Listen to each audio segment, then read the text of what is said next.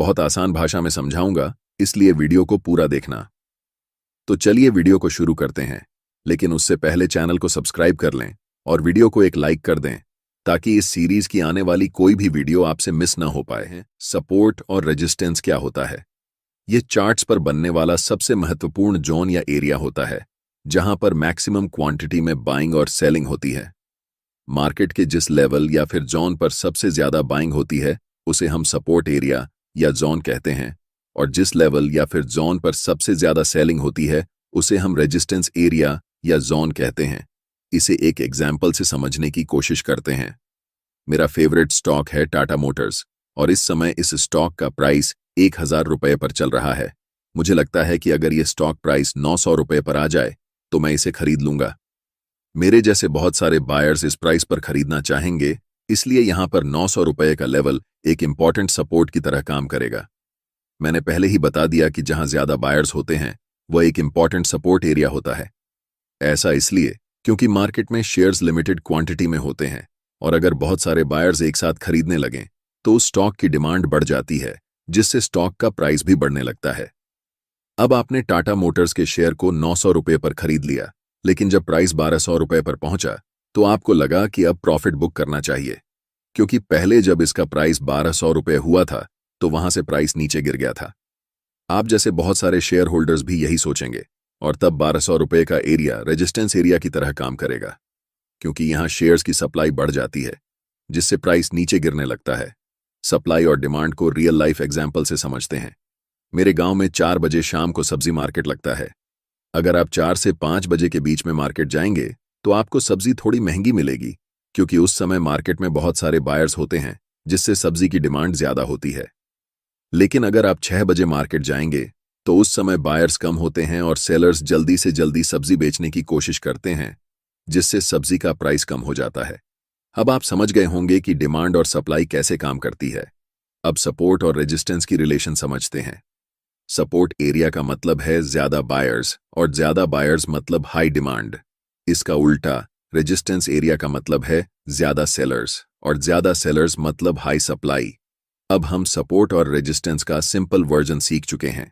अब हम इसका थोड़ा एडवांस वर्जन सीखने वाले हैं कि ब्रेकआउट के बाद सपोर्ट और रेजिस्टेंस कैसे काम करता है।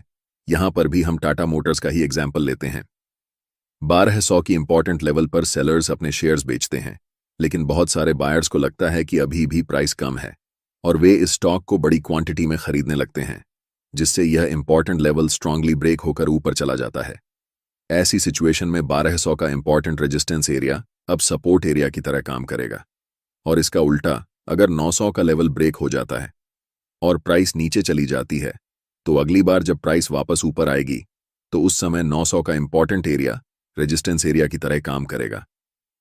अब हम सपोर्ट और रेजिस्टेंस एरिया को लाइव चार्ट पर ड्रॉ करके दिखाते हैं। अब हम सपोर्ट और रेजिस्टेंस एरिया को लाइव चार्ट पर कैसे ड्रॉ करते हैं?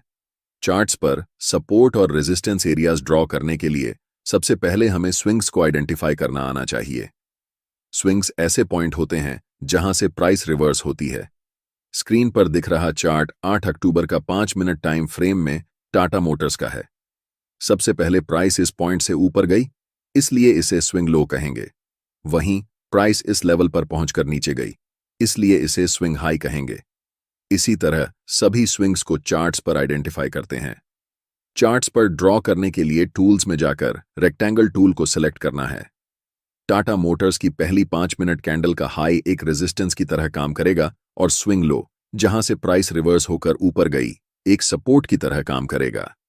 इसलिए दोनों लेवल्स पर हम रेक्टेंगल टूल का उपयोग करके एरिया ड्रॉ करेंगे। थोड़ी देर प्राइस ऊपर जाने के बाद इस स्विंग पॉइंट से प्राइस नीचे गई, इसलिए यहां पर हम एक रेजिस्टेंस लाइन ड्रॉ करेंगे। आगे प्राइस इस रेजिस्टेंस को ब्रेक करके ऊपर निकल गई।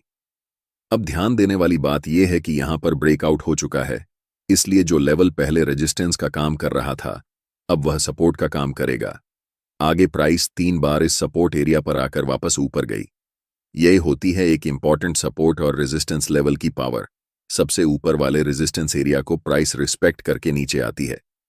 जब प्राइस वापस नीचे आई तो इसी इंपॉर्टेंट सपोर्ट एरिया से प्राइस फिर ऊपर गई। अंततः जब प्राइस सबसे ऊपर वाले रेजिस्टेंस लेवल को ब्रेक करती है, इस सिचुएशन में यह रेजिस्टेंस लेवल अब सपोर्ट की तरह काम करेगा। अब आप सपोर्ट और रेजिस्टेंस एरिया को चार्ट्स पर ड्रॉ करना अच्छे से सीख चुके हैं। अब हम सीखेंगे कि कैसे सपोर्ट और रेजिस्टेंस एरिया का इस्तेमाल करके ट्रेड में एंट्री और एग्जिट करते हैं।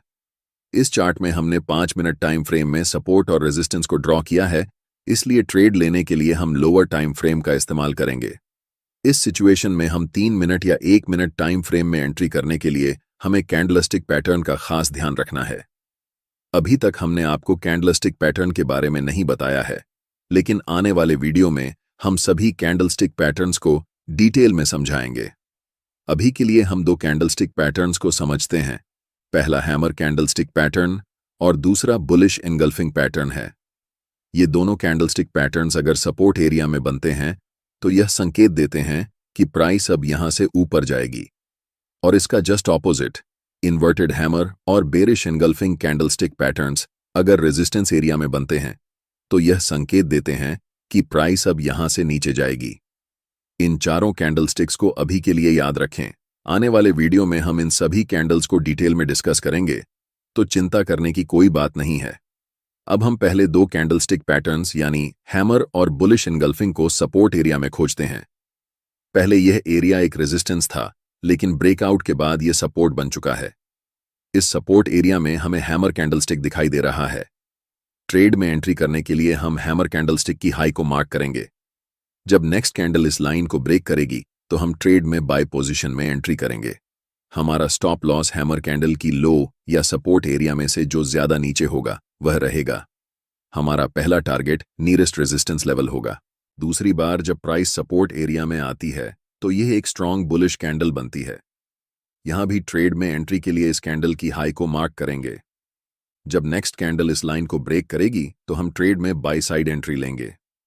हमारा स्टॉप लॉस बुलिश कैंडल की लो या सपोर्ट एरिया में से जो ज्यादा नीचे होगा वह रहेगा। हमारा पहला टारगेट नियरेस्ट रेजिस्टेंस लेवल होगा। अब हम सीख चुके हैं कि बाय पोजीशन ट्रेड में कैसे बनाते हैं। अब बात करते हैं सेल पोजीशन ट्रेड की। हमें रेजिस्टेंस एरिया में बेरिश कैंडलस्टिक पैटर्न खोजना है, वहां भी ट्रेड में सेल पोजीशन में एंट्री लेनी है। अपर रेजिस्टेंस एरिया में यहां एक बेरिश कैंडलस्टिक बनी है, इस कैंडल के लो को मार्क करना है, और जब नेक्स्ट कैंडल इस लाइन को ब्रेक करे तब ट्रेड में एंट्री लेनी है। हमारा स्टॉप लॉस बेरिश कैंडल या रेजिस्टेंस लेवल के ऊपर होगा और टारगेट नियरेस्ट सपोर्ट लेवल होगा। आज के वीडियो में इतना ही। ये वीडियो आपको कैसा लगा कमेंट बॉक्स में जरूर बताएं।